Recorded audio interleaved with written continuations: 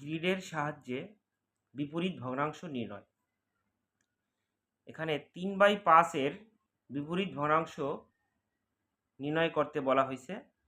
আমরা সেটা গ্রিডের মাধ্যমে নির্ণয় করব। আমরা জানি 0, 9 এরূপ দুইটি ভগ্নাংশের গুণফল 1 হলে ভগ্নাংশ দুইটির একটিকে অপরটির বিপরীত ভগ্নাংশ বলে। এর মানে হচ্ছে,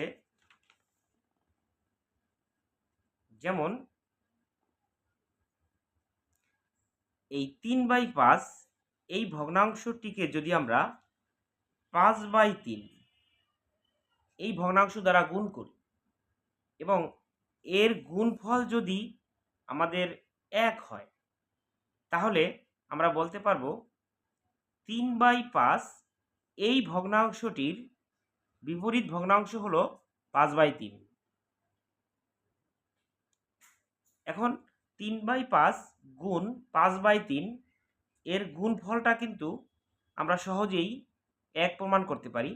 3 × 3, 3 × 3, এই 5 এবং এই 5ও কাটা যায়, সেক্ষেত্রে আমাদের গুণফল কিন্তু 1 আসে। অর্থাৎ 3/5 এবং 5/3 এই ভগ্নাংশ দুটির গুণফল কিন্তু 1। তাহলে আমরা বলতে পারি 3/5 বিপরীত ভগ্নাংশ হলো 5/3। এখন এই কাজটাই আমরা গ্রিডের মাধ্যমে করব। এখন যদি আমরা এবারে 3/5 গুণ 5/3 এই গুণফলটাকে কিন্তু 3/5 ভাগ 3 গুণ 5 এইভাবে লেখা যায়। এবারে আমরা এই জন্য আমাদের প্রথমে 3/5 এই ভগ্নাংশটি আঁকতে হবে।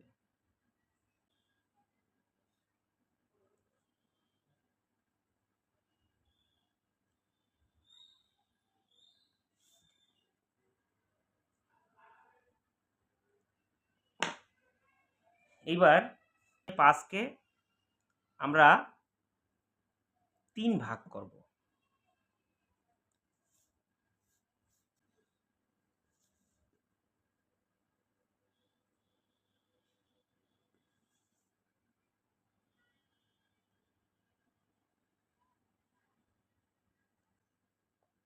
একটা ভাগ রং করতে হবে।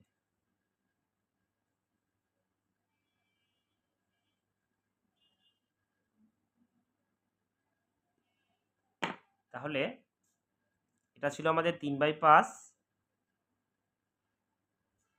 এইটা কিন্তু হয়ে গেল 3/5 ভাগ 3। এইবার 3/5 ভাগ 3কে যদি আমি 5 দ্বারা গুণ করি, তাহলে কেমন হবে?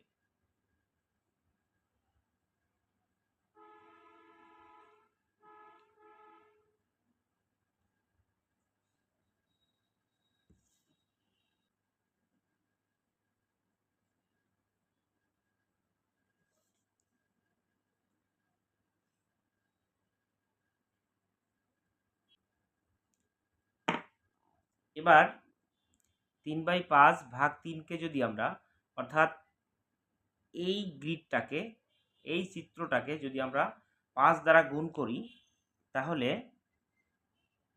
আমাদের এরকম আরো 4টি এর সাথে যোগ করতে হবে। অর্থাৎ 3/5 ভাগ 3কে 5 দ্বারা গুণ, এর মানে হচ্ছে এইরকম 5টা চিত্রের যোগফল। অর্থাৎ এরপরে আমাদের আরো 4টা দরকার হবে।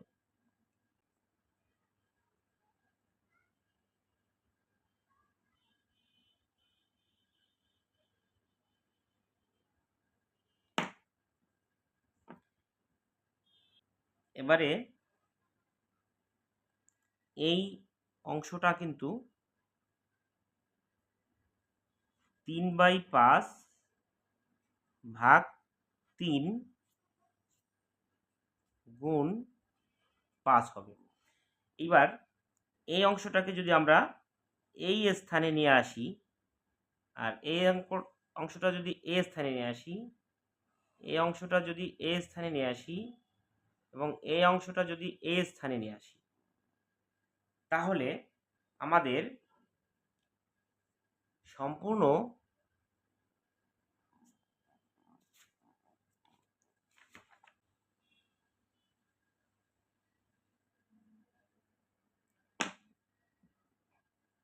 তাহলে আমরা এমন একটা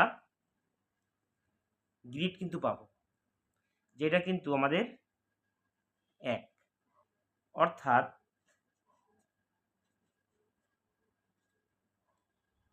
3/5 গুণ 5/3 সমান 1।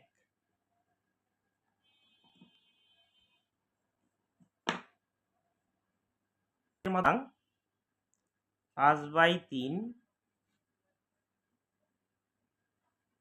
ভগ্নাংশটি